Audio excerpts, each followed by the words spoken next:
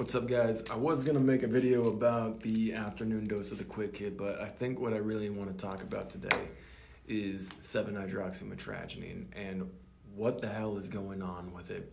This thing has ravaged the landscape of America. You know, in the vast majority of the United States, it is sold, and it is sold without much regulation. And what I mean by that is, if you have an ID, you can go get it.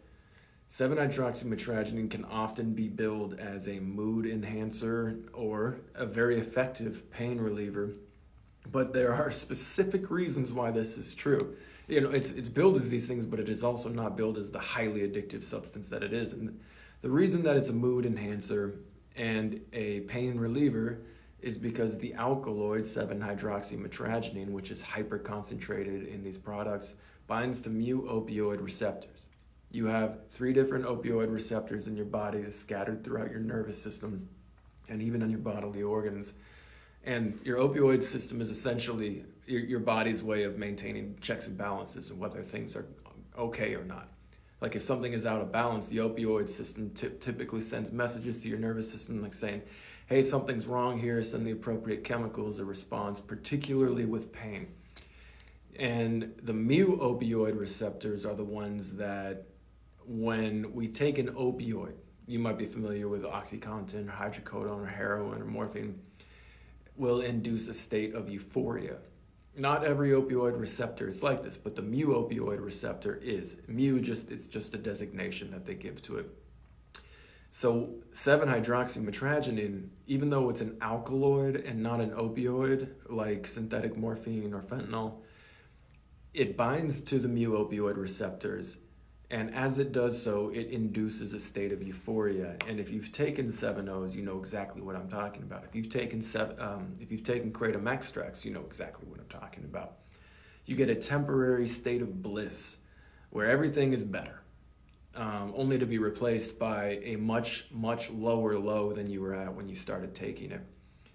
And the worst part about this is, since it's not an opioid, it's an alkaloid, it's not going to face the same automatic controls that synthetic opioids or opiates have in our United States drug and pharmaceutical regulation.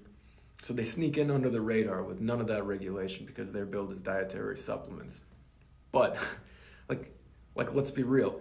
The 7-hydroxymetragenine alkaloid is more potent than morphine. In fact, it's an order of magnitude more potent than morphine. It binds to the same receptors, the mu-opioid receptors that morphine binds to, and induces a similar state of euphoria. There's a very good reason why heroin is addictive, why morphine is addictive, fentanyl is addictive, because it changes your entire world. Like you take these substances, these opioids, this alkaloid, and suddenly everything feels better. And you have more energy, you feel more social, your mental anguish fades away. Things don't seem so bad. In fact, things seem pretty good. But when you stop taking it, and you've been taking it for a while, if you were here when you started and you took your dose, you felt great, you're not going to go back there. You're going to go down here. You go lower than the low you were at when you took it. That's the problem. And that's one of the reasons why it's so addictive. People come to Quick Hit with similar stories about 7-hydroxymetragenine. I started taking it because someone told me about it. I started taking it for pain. I started taking it for a mood boost. I started taking it for more energy when I went to the gym. I started taking it because someone else was taking it, or I had a friend who was doing it. And then they continue to the point where all of their money is going to this drug. And I mean, like, the people that send me messages are spending insane amounts of money on this. Money that they need to pay their bills. And they know that. They know that. And that's how you know that's how you know, like, the drug has some control over you, is when your money isn't going to things that allow you and your family to flourish, but instead is taking away from that flourishing. 7-hydroxymetragenine is as much of an addictive drug as any street opioid out there. And you might say, well, it's not as addictive as this or as addictive as this. And I'll say anything that binds to your mu opioid receptors and stimulates them to a significant degree and changes your worldview so that everything is better when you're on the drug, is by definition highly addictive. And that's the end of it. Don't take this stuff if you haven't taken it. But if you are taking it, just know, this is not the end of you. This is not the end of you as a good father or as a successful professional or as a human being in general. You are not over just because you got trapped by this drug.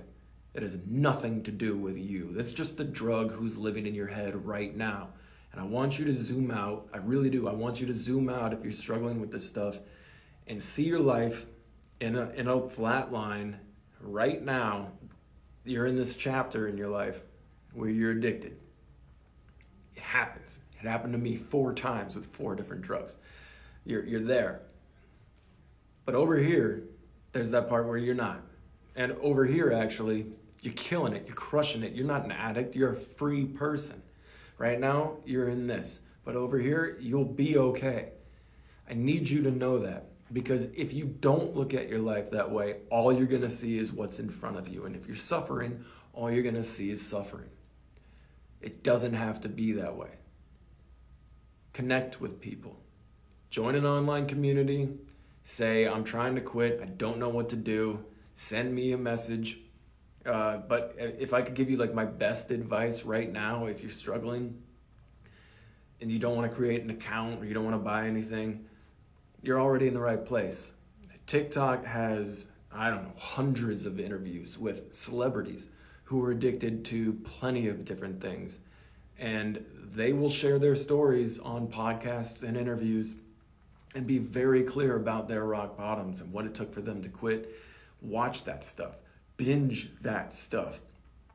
Binge it, because if you expose yourself to enough success stories from people that like you admire or that you connect to, you'll start to write their narrative as your own. You'll start to adopt their success story as your future success story, because that's what human beings do. We have these things in our brains called mirror neurons, and mirror neurons are an evolutionary trait that we develop to watch other people or other organisms do something. For example, a complex task. We watch them do it, we imagine ourselves doing it, and then we feel like we can do it. That's how I can watch someone install lighting on YouTube and then feel like, oh, I can go install lighting myself in a ceiling with something I did when I quit Kratom. If you watch other people talk about their sobriety enough, then you will start to think of yourself as a sober person or capable of being sober as well. That's how it works. Mirror neurons, or observational learning, it's also called. You can use that as a hack, if you will. I don't like that term, but you can use that as a way to push yourself in the right direction. Push yourself away from 7-hydroxys. Push yourself away from this identity that you may have adopted. I'm an addict. You're not an addict. You're not. You are pursuing addictive behaviors because you get trapped by an addictive drug. But no one is born an addict. They only become an addict when the drug enters their life. And as soon as the drug's out and you transition your mind from all I can do is use and I'm not powerful enough to stop taking the drug to, oh my God, I never want to use again and I'm so glad that I'm free. That's it. That chapter in your life will be closed. I promise you. I speak from experience. 4 different drugs I've quit. I don't miss them at all. I don't get cravings. I don't look back and miss the good times. Although, sometimes I wish I could still stay up past 10 p.m. without getting super tired, but hey, I'm almost 40, so what are you gonna do? Anyways, take care of yourselves out there. Be good to yourselves. Be kind. And I love you guys.